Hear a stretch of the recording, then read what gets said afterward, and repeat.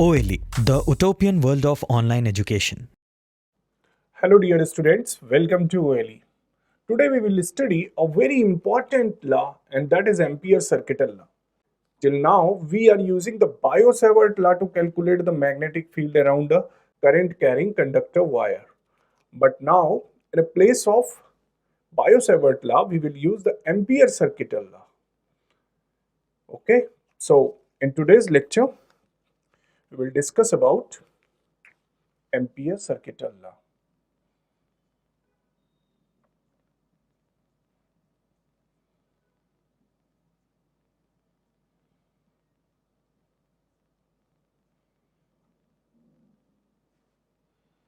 Ampere's circuital law.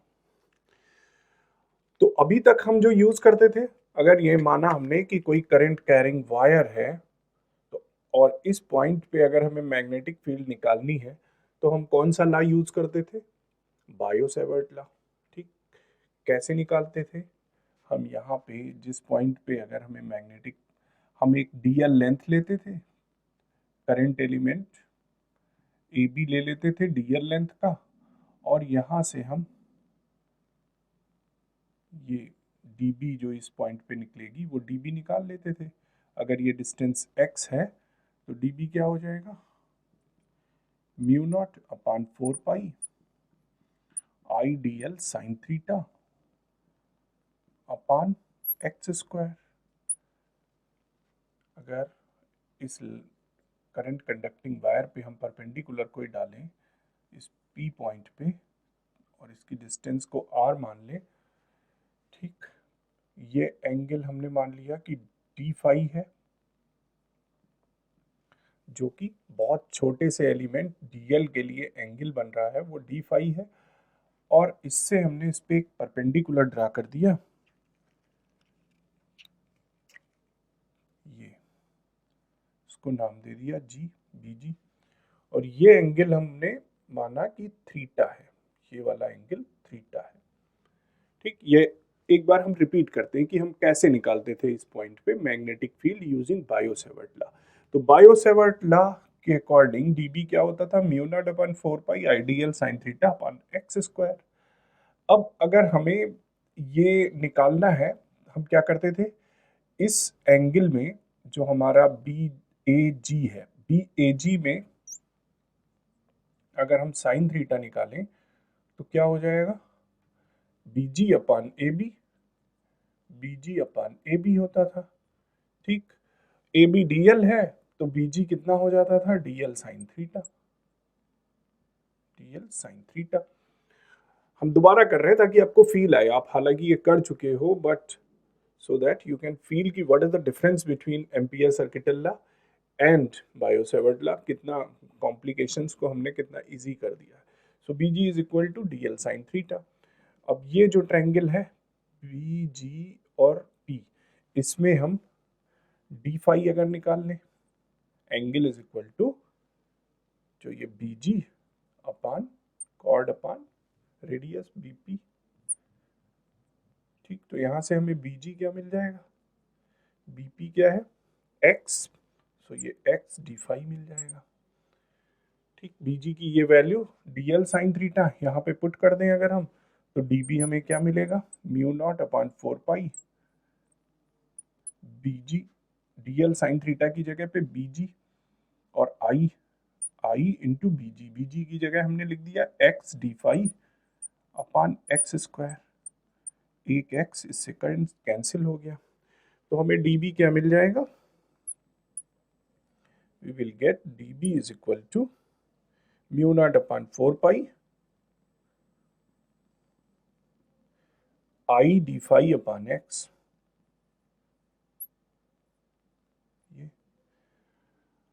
अब अगर इसमें हम फाई की वैल्यू निकालें तो फाई क्या हो जाएगा? देखिए कितने कॉम्प्लिकेशंस हैं, कितना लंबा कैलकुलेशन करना पड़ रहा है हमें। फाई इज इक्वल टू क्या हो जाएगा? यहाँ पे अगर हम कॉस फाई निकालें तो इसमें अगर हम कॉस फाई निकालें तो cos phi is equal to इस एंगल में ओ पी बी में, in angle O P B,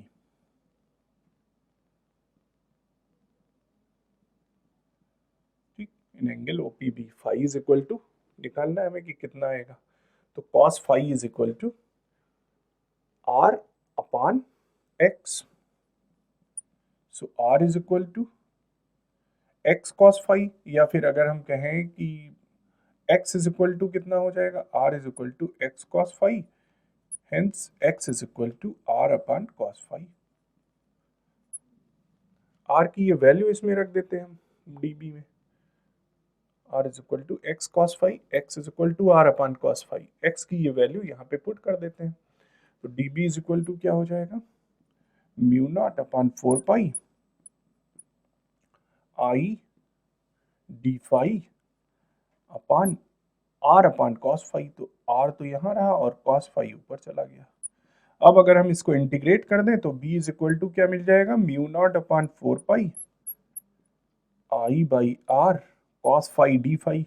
it will be integrated कहाँ से कहाँ तक, हमने मान लिया कि यहाँ से इनफाइनाइट लेंथ की वायर है, पर हम इसको लिमिटेड कर लेते हैं इसकी लेंथ को। हमने मान लिया कि यहाँ से यहाँ तक, ये -φ1 से φ2 तक, ठीक। तो -φ1 से φ2 तक हम इंटीग्रेट कर देते हैं इसको, -φ1 से φ2 तक, इसको cos फाई डी फाई को क्या आ जाएगा, हमें मिल जाएगा, यहाँ पे देख लेते हैं, B is equal to mu not upon 4 pi I by R। अब cos फाई का sin फाई हो गया, sin φ2 minus sin φ1, minus minus plus हो जाएगा, प्लस sin φ1।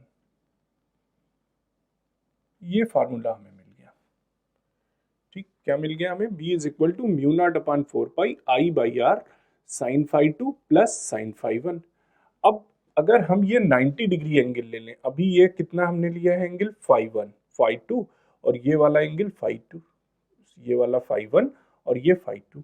अब φ2 या φ1 की जगह पे अगर हम इसको 90 डिग्री ले लें, ये 90 डिग्री हो गया पूरा ये एरिया, इस पे मैग्नेटिक फील्ड निकालनी है हमें, ये अगर 90 डिग्री ले लें ये और ये, तो क्या होगा, हमें यहाँ पे 90 डिग्री पुट कर दें, तो B इज इक्वल टू कितना हो जाएगा, mu not upon 4 pi I by R sine φ1 यानी साइन 90 प्लस साइन 90, 2 हो जाएगा, 1 प्लस 1 यानी 2। तो B इज इक्वल टू हमें क्या मिलता है, mu naught upon 4 pi I by R into 2, 2 से ये कैंसिल हो गया 2, तो यहाँ पे कितना बचेगा 2, two mu naught I upon 2 pi R, ये मिलेगा हमें। B is equal to mu naught I upon 2 pi R। ये अब इसको निकालने के लिए हमें इतना लंबा डेरिवेशन करना पड़ा। Now we will see what is the advantage of using Ampere circuital law. The same problem now we will solve with the help of ampere circuital law, and we'll also understand what does it says. Okay, now we will see ampere circuital law. First we will understand what ampere said, that how can we apply the law given by ampere and what does it says. So ampere said that if you have to calculate magnetic field due to this current carrying conducting wire at any point, unknown point P, then this law, there are certain conditions to apply this law. What are those conditions? First we will see those conditions, then we will apply this law. So the first condition is that magnetic field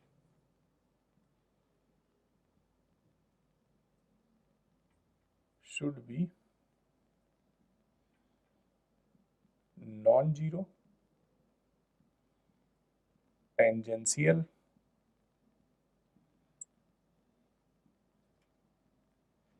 and constant.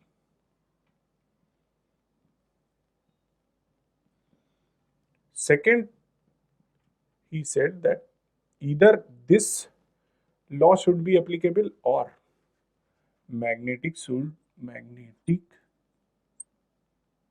field should be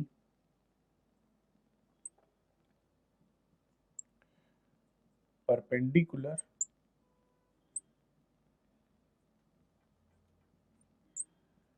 to the loop.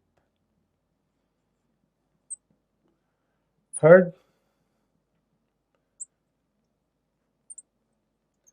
magnetic field होई ना should be vanished.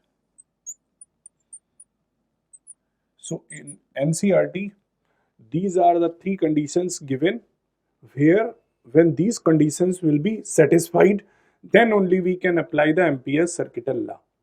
Okay, but we can apply Ampere's circuital law in any condition, in every condition. Whatever the condition, we have to measure the magnetic field, we can apply this law. But in every situation, it must be not very useful as compared to this situation when we are applying the biocircuital law and doing this much of calculation, then getting this result. So here it is very useful also, and we'll see that whether these conditions are satisfied or not. So what does Ampere's circuital law says? It says that if you have to calculate the magnetic field at any point P due to this current carrying conducting wire, then first of all we will make an Ampere loop जो कि इस point P से होके जाएगा. एक ampere loop बना लें हम इसके क्रॉस, जो इस पॉइंट P से क्रॉस होता हुआ जाएगा. So this is an Ampere loop. Okay. अब सेकेंड, करंट की डायरेक्शन बाहर की तरफ है. अगर हम इसको ऊपर से देखें, अप साइड देखें, तो हमें ऐसा एक लूप दिखेगा, ये लूप जिसमें कि करंट ऊपर की तरफ ऐसे जा रही है ना. This is the loop, this is the loop, and current किसी वायर से ऐसे जा रही है इस पे ऊपर अपवर्ड. तो हम अब मैग्नेटिक फील्ड की डायरेक्शन अगर निकालेंगे तो कैसे निकालेंगे? ये अपवर्ड जा रही है, ठीक. ये हमने कहा कि जो वायर है, करंट की डायरेक्शन में हमने अपना थंब रखा ये, और मैग्नेटिक फील्ड जो ये हमारी फिंगर्स कर्ल हो रही हैं वो डायरेक्शन होगी. तो ऐसे अभी यहाँ पे मैग्नेटिक फील्ड की डायरेक्शन ये, फिर यहाँ पे रखेंगे ये यहाँ पे ये, तो ये मैग्नेटिक फील्ड की डायरेक्शन है बी, ठीक. यहाँ पे भी बी ऐसे, यहाँ पे भी बी, ये this is the direction of magnetic field, ठीक. नाउ हमें मैग्नेटिक फील्ड की डायरेक्शन पता गई, चल गई. अब हम इसमें कोई बहुत छोटा सा करंट एलिमेंट डीएल ले लें, डीएल ये करंट एलिमेंट, ठीक. अब देखते हैं कि पहली कंडीशन क्या सेटिस्फाइड होगी. Magnetic field should B non zero, non zero. Tangential, तो ये टेंजेंशियल है इस लूप के टेंजेंशियल है, देखिए it is tangential to this loop. And constant, will see constant होगी इसकी value. Magnetic field should be perpendicular to the loop, या फिर दूसरी कंडीशन क्या आप कह रहे हैं कि ये magnetic field perpendicular to the loop होनी चाहिए, यानी कि इसके परपेंडिकुलर, ये करंट जो है इसके परपेंडिकुलर होनी चाहिए मैग्नेटिक फील्ड. तो जिस डायरेक्शन में ये है उसके परपेंडिकुलर करंट होनी चाहिए, मैग्नेटिक फील्ड होनी चाहिए 90 डिग्री पे, यहाँ पे ऐसे. तो ये कंडीशन सेटिस्फाई, मतलब हम एम्पियर सर्किटल लॉ का यूज कर सकते हैं. थर्ड, मैग्नेटिक फील्ड हो ही ना. So these conditions are satisfied here, ठीक. अब हम एम्पियर सर्किटल लॉ यूज कर सकते हैं. एम्पियर सर्किटल लॉ क्या कहता है? It says that line integral of magnetic field towards the length, हम जो गॉस लॉ लगाते थे वो बहुत सिमिलर है एम्पियर सर्किटल लॉ के, बिल्कुल गॉस लॉ वाला जो कॉन्सेप्ट है, same concept we are using here in Ampere circuital law. This is an alternative method to calculate the magnetic field. एक मेथड हमें पता है कि बायो-सेवर्ट लॉ लगा सकते हैं, ये दूसरा मेथड है। वहां पे इलेक्ट्रिक फील्ड निकालने का एक मेथड हमें पता था कि 1/4 पाई एप्सिलॉन नॉट Q/r² से हम इलेक्ट्रिक फील्ड कैलकुलेट कर सकते हैं, but Gauss law was giving you another option to calculate the electric field with ease, without too much of calculations. We can calculate the electric field in any closed loop applying the Gauss law. Similarly, here we can calculate the magnetic field applying Ampere circuital law, reducing our calculation part and complications. सो यहां पे हम क्या कर रहे हैं, line integral लेते हैं, वहां पे क्या लेते थे, surface integral. So B dot D L is equal to mu naught I, ये this is law given by Ampere, ये इन्होंने बोला B dot D L is equal to mu naught I. Okay, mu naught you are already aware with current I, ये जो जा रही है इसमें, ठीक। अब हमें बी डॉट डी एल क्या होगा देखते हैं, इसमें लगाते हैं। So B is constant as per the condition, so B will be outside, dl is equal to mu naught and I यहाँ पे I ही है। अगर यहाँ पे करंट एक अपवर्ड जा रही होती, एक डाउनवर्ड जा रही होती, ठीक, तो I1 माइनस I2 हो जाता। दो करंट होती, दोनों अपवर्ड जा रही होती तो I1 प्लस I2 हो जाता, दोनों डाउनवर्ड जा रही होती तो I1 प्लस I2 हो जाता, एक अपवर्ड एक डाउनवर्ड तो फिर I1 माइनस I2 हो जाता। ओके, तो यहाँ पे फॉर्चुनेटली एक ही करंट है और इंटर के जितने भी न्यूमेरिकल्स हैं या जो कॉन्सेप्ट्स हैं वहाँ पे करंट का एक ही सोर्स है, ठीक, तो हम आई लिख देते हैं यहाँ पे, म्यू नॉट आई। नाउ डीएल लेंथ जो है ये पूरे इस पे है, सारी कंप्लीट डीएल कितनी हो जाएगी, एल, पूरी लेंथ क्या है एल, और एल कितनी होगी, एल लेंथ कितनी होगी, जितना इसका सरकमफियरेंस होगा, इसका सरकमफियरेंस कितना होगा 2 पाई आर। अगर ये आर है तो ये ओ से हमने निकाला, आर है अगर ओ से, ठीक, सेंटर से रेडियस इसकी अगर आर है तो सरकमफियरेंस 2 पाई आर हो जाएगी, ठीक। तो ये क्या हो जाएगा, बी इंटू एल, एल की जगह पे 2 पाई are is equal to mu naught I, hence B is equal to mu naught I upon 2 pi r।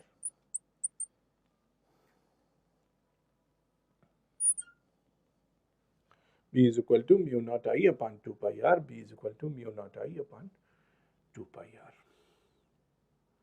So isn't this too much of ease for you? कोई calculation नहीं, इतना long derivation we have did, but now here we gave the same result applying only Ampere's circuital law। अच्छा, ये B dot dl होता है, B dot dl, so we missed here, dot का मतलब इसको हम क्या लिख सकते हैं, B dl cos theta. Since cos theta यहाँ पे क्या होगा, टेंजेंशियल है, ये इसके टेंजेंशियल है। अगर परपेंडिकुलर होता हर जगह पे तो हम cos 90 रखते, but since here it is tangential, so cos theta will be 0। तो हम इसको क्या लिख सकते हैं, b डॉट b, अब डॉट हट गया, b dl और cos 0, cos 0 क्या होता है 1, so this will become b dl mu naught, cos 0 की जगह पे 1 हो गया। Okay, so this is our answer which we got similar to the one which we calculated applying the Biot-Savart law.